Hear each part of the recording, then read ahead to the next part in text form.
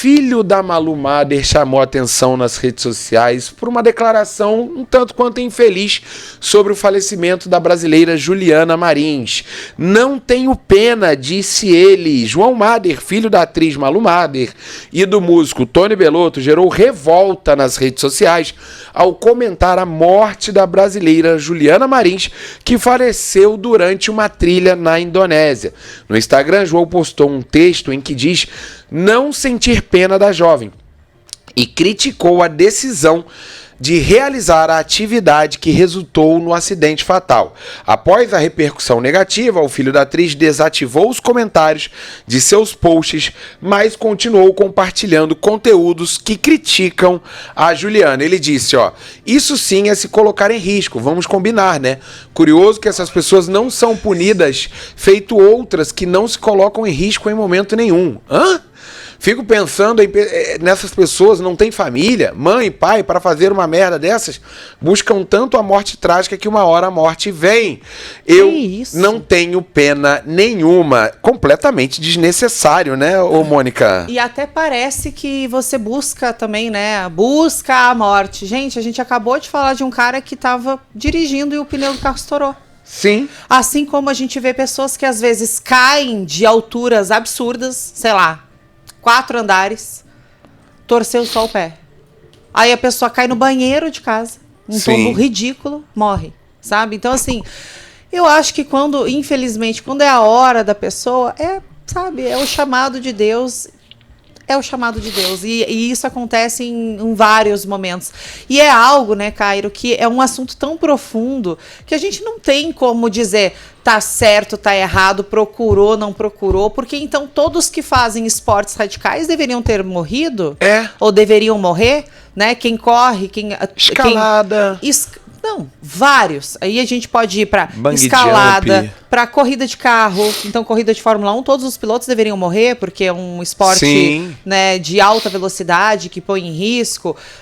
Enfim, né? Então, é uma grande besteira. Olha, me admira um cara que tem uma mãe, inclusive, muito inteligente, um pai muito inteligente. Ele, a gente, né, esperava que também tivesse uma certa inteligência, falar uma asneira dessas, sem um pingo de sensibilidade, inclusive com a família, porque parece nesse texto que ele quer responsabilizar o pai, ele quer responsabilizar a mãe pela Juliana, maior de idade, 26 anos, decidir fazer uma viagem e, né, fazer uma trilha.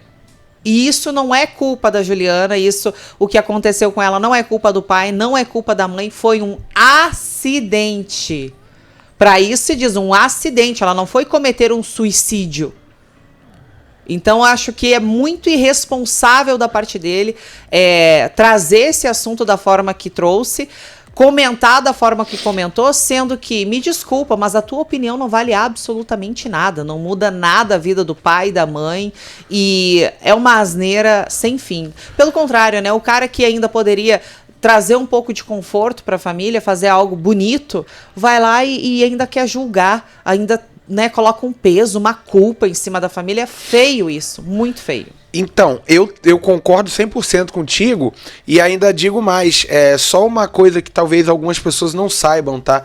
Eu tava vendo alguns relatos lá do pessoal que fez essa trilha no vulcão, que custa aproximadamente R$1.600 esse passeio, e a Juliana pode ter cometido um erro de não ter procurado saber mais.